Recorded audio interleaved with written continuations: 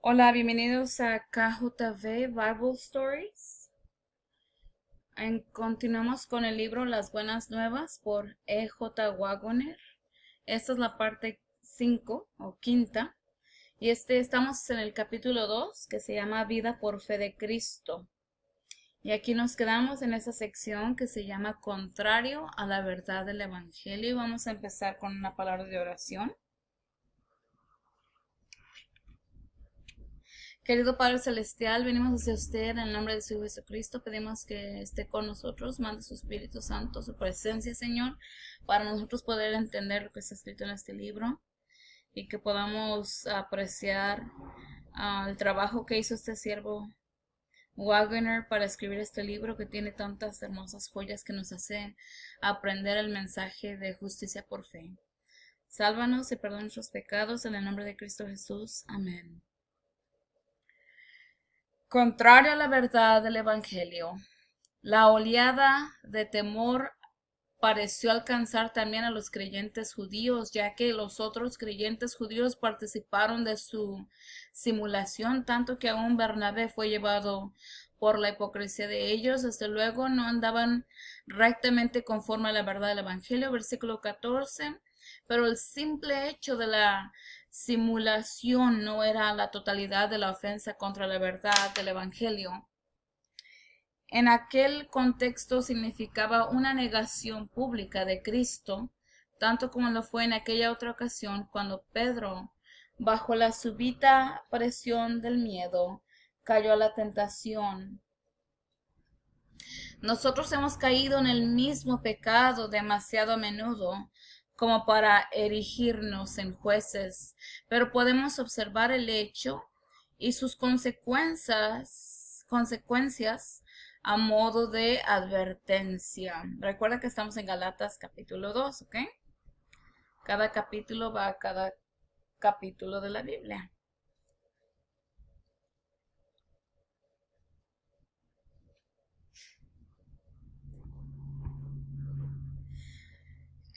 Galatas 2:14, cuando vi que no andaban rectamente conforme a la verdad del Evangelio, dije a Pedro en presencia de todos, si tú siendo judío vives como gentil y no como judío, ¿por qué obligas a los gentiles a judaizar? Observa cómo la acción de Pedro y los que lo acompañaban era una virtual, aunque no intencionada, negación de Cristo. Acabo de producirse una controversia sobre la circuncisión. Se trataba de una cuestión de justificación y salvación. ¿Se salva al hombre por sola fe en Cristo o por las formas externas? El testimonio fue inequívoco, en el sentido de que la salvación es por la sola fe.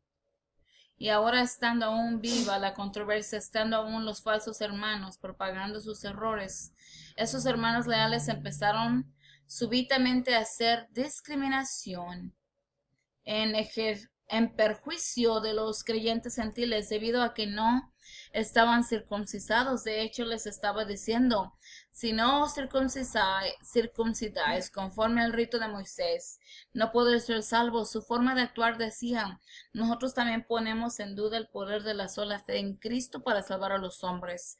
Creemos realmente que la salvación depende de la circuncisión y de las obras de la ley. La fe en Cristo está bien, pero hay que hacer algo más. En ella misma no es suficiente. Pablo no podía consentir una negación tal de la verdad del Evangelio y se dirigió sin rodeos a la raíz del problema. Versículo 15. Nosotros judíos de nacimiento y no pecadores entre los gentiles sabemos que el hombre no es justificado por las obras de la ley, sino por la fe en Jesucristo. Así nosotros también hemos creído en Jesucristo para ser justificados por la fe en Cristo y no por las obras de la ley, porque por las obras de la ley ninguno será justificado. Quería Pablo decir que por ser judíos no eran pecadores, imposible, ya que añade inmediatamente que habían creído en Jesucristo para ser justificados. Sencillamente eran pecadores judíos, no pecadores gentiles, sea lo que fuere aquello de que pudiese gloriarse como judíos, lo tenían que reputar como perdida por causa de Cristo. No había nada que les valiera excepto la fe en Cristo. Y siendo así, es evidente que los pecadores gentiles podían también ser salvos directamente por la fe en Cristo, sin tener que pasar por las bases formalidades que no habían sido útiles a los judíos y que les fueron dadas en gran medida debido a su incredulidad. Palabra fiel y digna de ser recibida por todos, que Cristo Jesús vino al mundo para salvar a los pecadores, de los cuales yo soy el primero. 1 Timoteo 1:15. Todos han pecado y son igualmente culpables ante Dios, pero todos, de la raza o clase que sea, pueden aceptar esa escritura. Recibe a los pecadores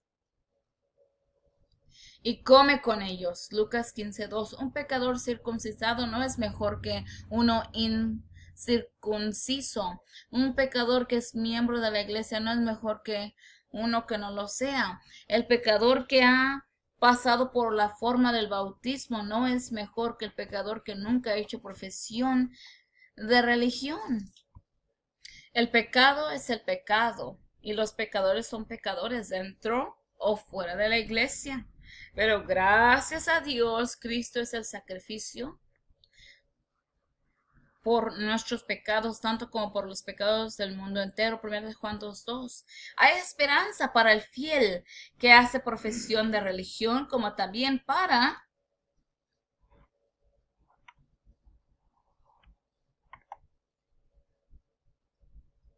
aquel que nunca invocó el nombre de Cristo.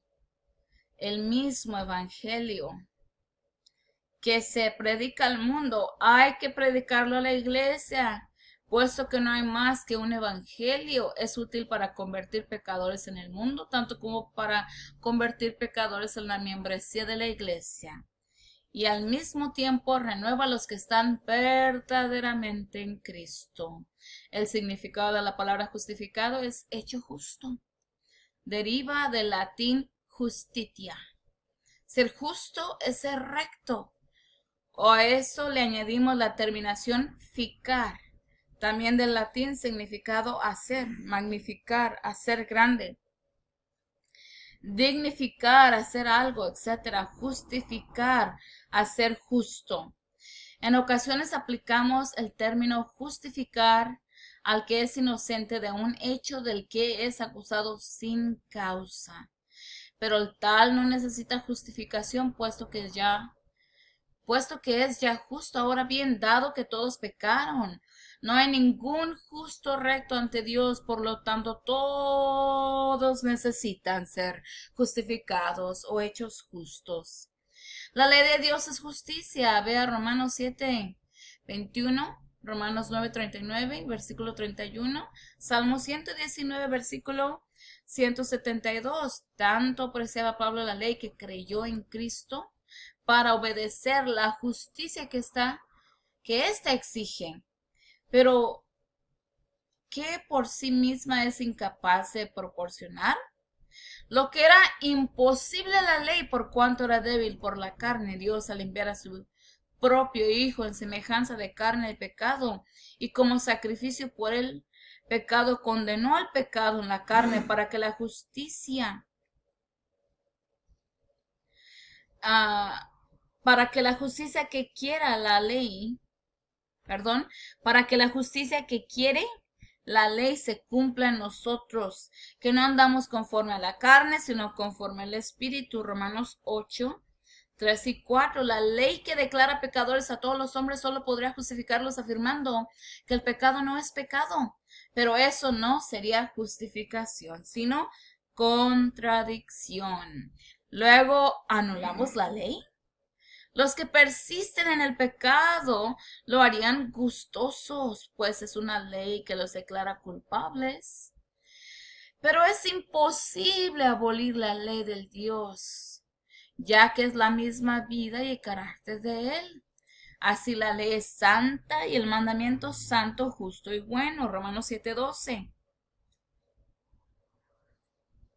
Al leer la ley escrita, vemos allí nuestro deber claramente especificado, pero no lo hemos cumplido, por tanto somos culpables. Además, nadie posee la fortaleza necesaria para guardar la ley, debido a la magnitud de sus requerimientos. Si bien es cierto que nadie puede ser justificado por las obras de la ley, no es porque la ley misma sea deficiente, sino porque el individuo lo es. Cuando Cristo mora en el corazón por la fe, la justicia de la ley mora también allí, porque Cristo dijo: Dios mío, me deleito en hacer tu voluntad, y tu ley está en medio de mi corazón. Salmos 48. Quien desecha la ley debido a que ésta no considera el mal como si fuese bien, rechaza en ello también a Dios, que de ningún modo tendrá por inocente al malvado. Éxodo 34, versículo 7. Pero Dios quita la culpa y convierte al pecador en justo, es decir, lo pone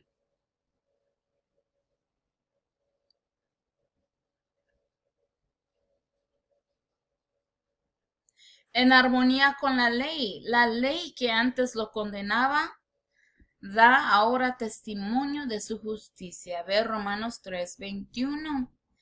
Perdemos mucho si no aceptamos la escritura tal como es.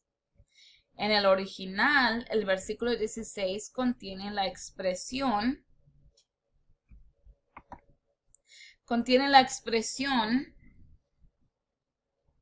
fe de Jesús, igual que la conocemos en Apocalipsis 14:12. Jesús es el autor y consumador de la fe. Hebreos 12:2.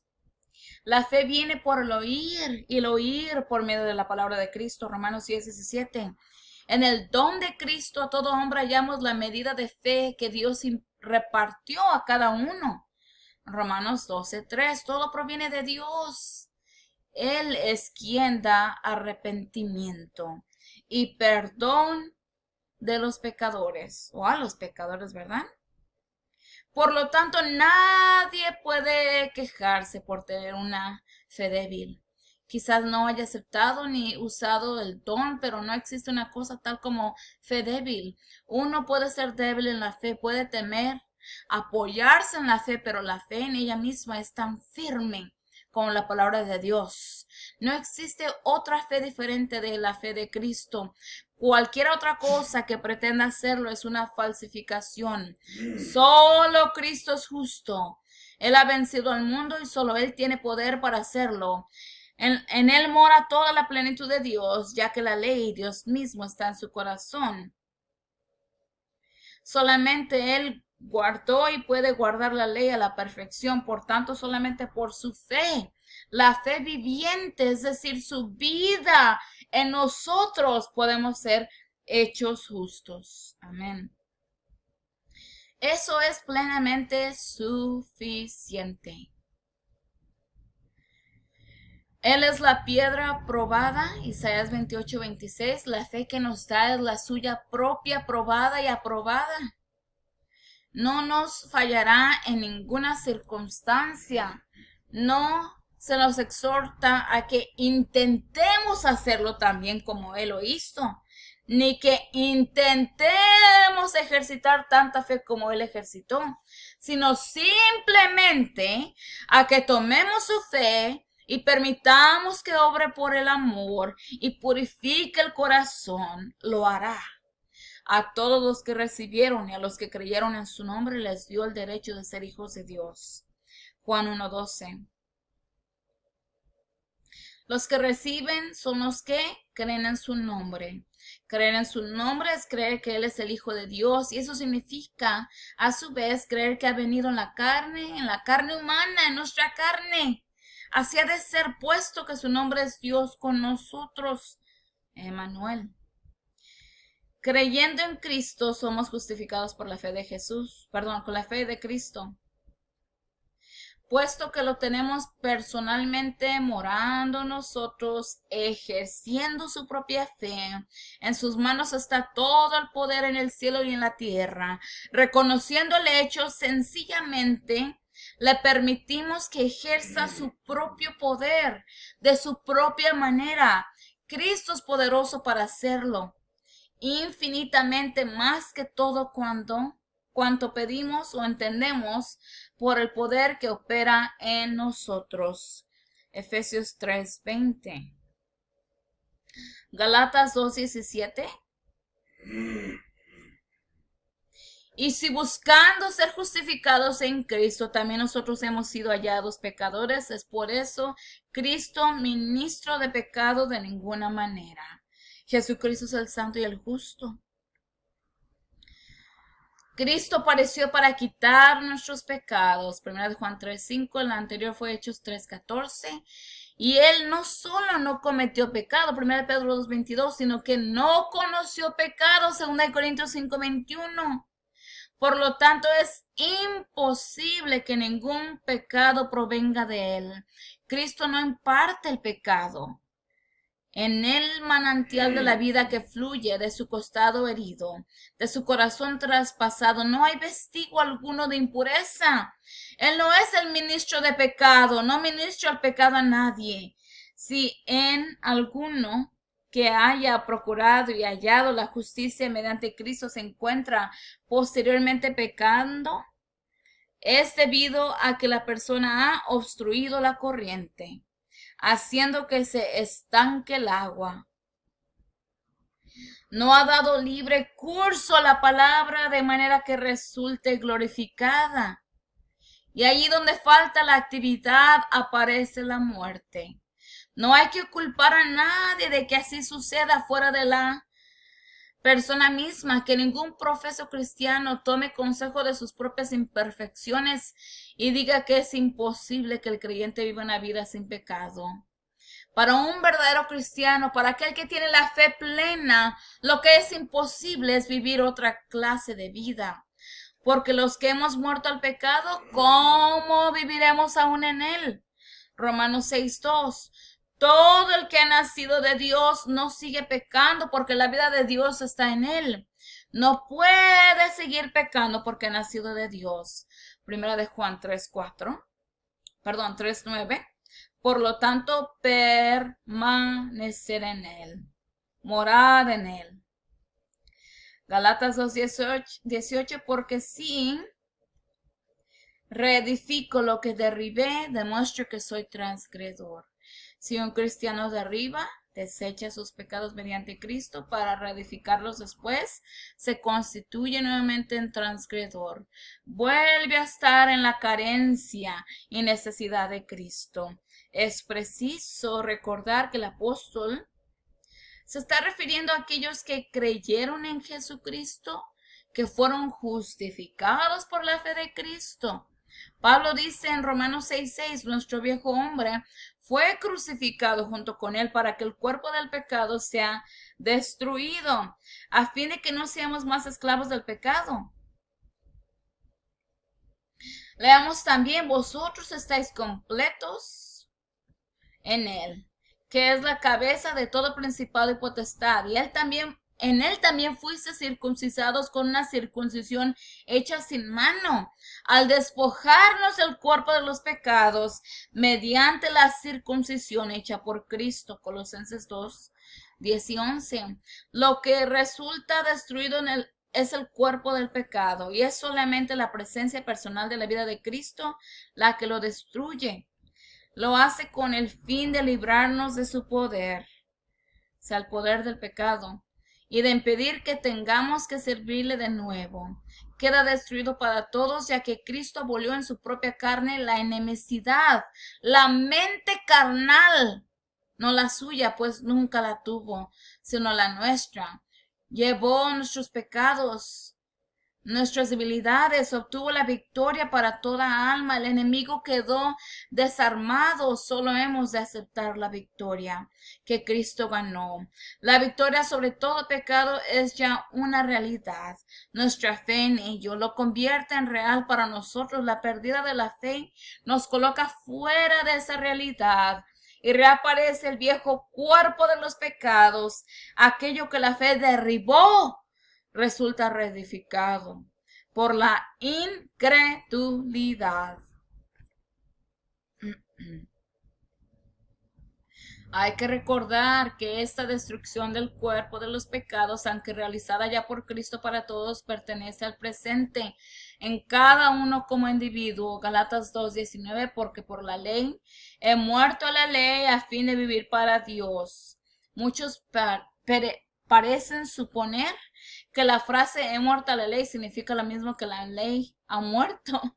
Son cosas absolutamente diferentes. La ley ha de estar en toda su fuerza para que alguien pueda morir a ella. ¿Cómo puede ser alguien muerto a la ley recibiendo la plenitud de su penalidad, que es la muerte? El sujeto está muerto, pero la ley que lo condenó está tan vigente y dispuesta a condenar a muerte a otro criminal, como lo hizo con el primero. Supongamos ahora que esa primera persona ejecutada por haber cometido grandes crímenes de alguna forma milagrosa pudiera ser devuelta a la vida. ¿No estaría muerta la ley? Ciertamente la ley no podría entonces reprocharle ninguno de sus actos pasados. Ahora bien, si volvía a cometer crímenes, la ley volvería a ejecutarlo, aunque fuese como otra persona.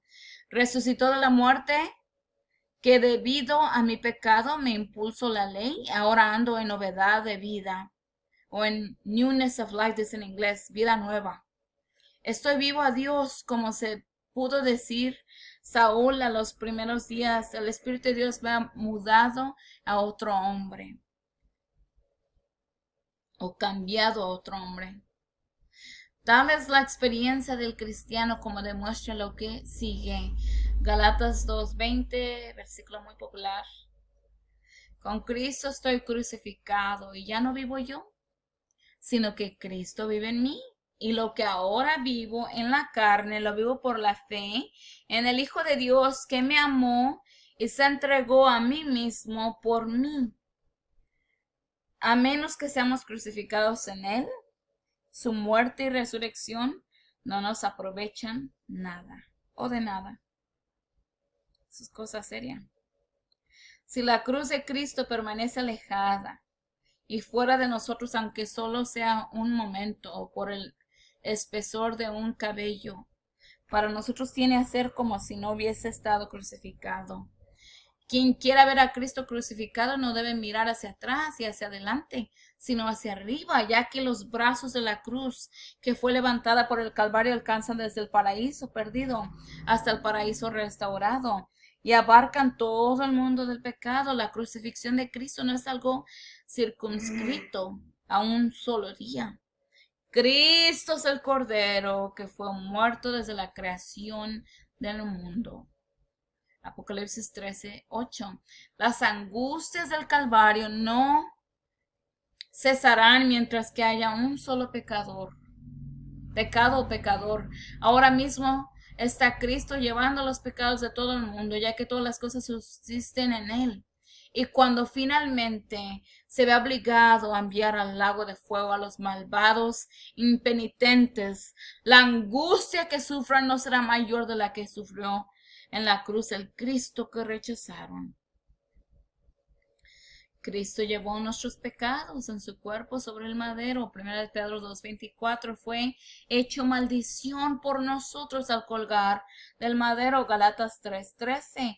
En la cruz no solamente llevó las enfermedades y el pecado de la humanidad, sino también la maldición de la tierra.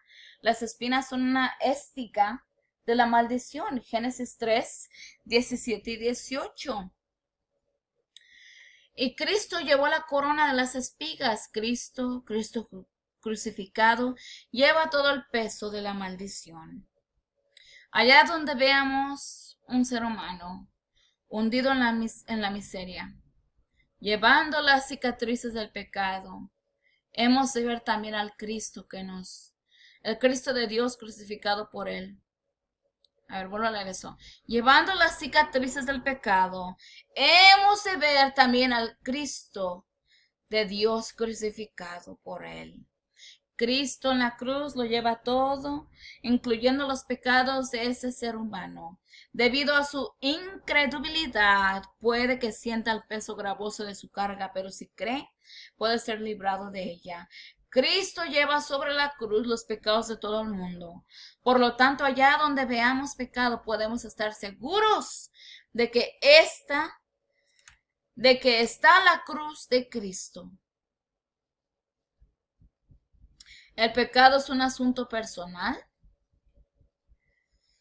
Está en el corazón del hombre.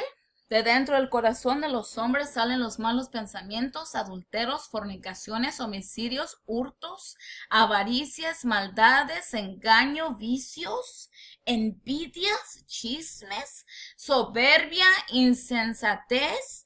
Todas estas maldades de dentro salen y contaminan al hombre. Marcos 7, 21 al 23. Engañoso es el corazón más que todas las cosas. Y perverso, ¿quién lo conocerá? ¿O quién lo sabe? Dice en inglés. Jeremías 17, 9. El pecado está por naturaleza en cada fibra de nuestro ser. Cosa seria, ¿verdad? Somos nacidos en él y nuestra vida es pecado, de manera que no es posible extirpar de nosotros el pecado sin arrancarnos también la vida en ello. Lo que necesito es liberación de mi propio pecado personal. No solo ese pecado de que he cometido personalmente, sino también el que mora en mi corazón, el pecado que constituye el todo en mi vida. ¿Soy yo quien comete el pecado? ¿Lo comete en mí mismo y no puedo separarlo de mí? Debo ponerlo sobre el Señor. Sí, así es, pero ¿cómo puedo juntarlo en mis manos y echarlo de mí de forma que sea el quien lo lleve? Si pudiera separarlo lo más mínimo de mí, entonces sería salvo, sea donde fuere que el pecado fuese a parar, ya que no se encontrara en mí. En ese caso podría prescindir de Cristo, ya que si no se hallase en mí pecado, poco importaría dónde se lo hallase. Yo estaría libre de él, pero nada de lo que yo haga puede salvarme. Todos mis esfuerzos para separarme del pecado resultan vanos. Lo anterior revela que quien quiera haya de llevar mis pecados, ha de venir hasta donde yo estoy, debe venir a mí. Eso es precisamente lo que hace Cristo. Cristo es la palabra. Y dice a todos los pecadores que pretenden excusarse, alegando de que no tienen forma de saber lo que Dios requiere de ellos. La palabra está muy cerca de ti, en tu boca y en tu corazón, para que la cumplas. Deuteronomio 30. 11 al 14. Por lo tanto, añade, si con tu boca confiesas que Jesús es el Señor y en tu corazón crees que Dios lo levantó de entre los muertos, serás salvo. Romanos 10, 9. ¿Qué confesaremos acerca del Señor Jesús? Confiesa la verdad. Confiesa que Él está muy cerca de ti, en tu boca y en tu corazón, y cree que allí está crucificado de entre los muertos. El Salvador resucitado es el Salvador crucificado. Tanto como el Cristo resucitado, encontramos al Cristo crucificado. De otra manera no habría esperanza para nadie. Uno puede creer que Cristo fue crucificado hace 2 milenios y aún así morir en sus pecados. Pero aquel que cree que Cristo está en él, crucificado y resucitado, tiene la salvación.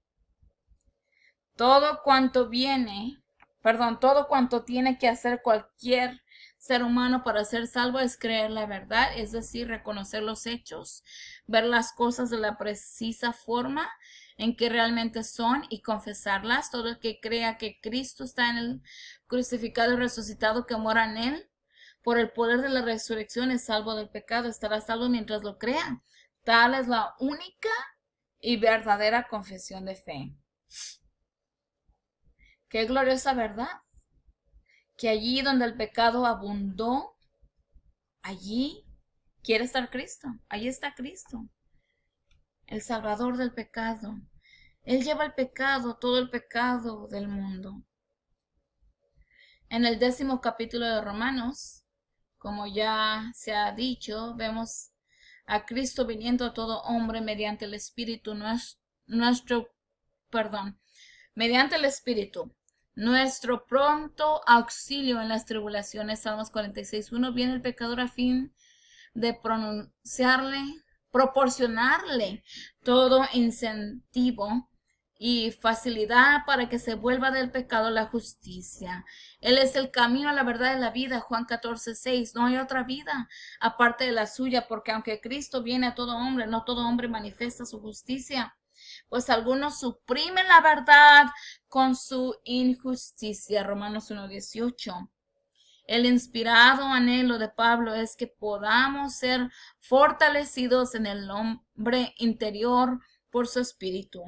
Que habite Cristo por la fe en vuestro corazón, para que seáis llenos de toda plenitud de Dios.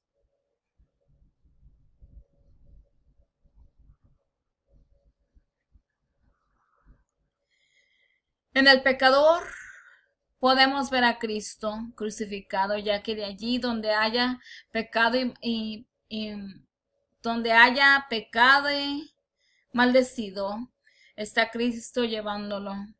Todo cuanto hace falta es que el pecador sea crucificado con Cristo, que permita que la muerte de Cristo sea su propia muerte, a fin de que la vida de Jesús pueda manifestarse en su carne mortal. La fe en el eterno poder y divinidad de Dios que se echan de ver en toda la creación pondrá esta verdad al alcance de todos. La semilla sembrada no germina si no muere antes. 1 Corintios 15:36. Si el grano de trigo no cae en la tierra y muere, queda solo, pero al morir lleva fruto, mucho fruto. Juan 12:24. Así quien es crucificado con Cristo comienza a vivir como un nuevo hombre. Ya no vivo yo, sino que Cristo vive en mí. Ahora bien, Cristo fue crucificado hace unos 2000 años, ¿no es así? ¿Cómo puedo entonces llevar sobre sí mis pecados personales? Y también cómo puedo estar yo ahora crucificado juntamente con Él. Puede que no seamos capaces de comprenderlo, pero eso no altera la veracidad del hecho. Cuando recordamos que Cristo es la vida, porque la vida que estaba con el Padre se manifestó, Juan 1:2, podemos comprender más de ello.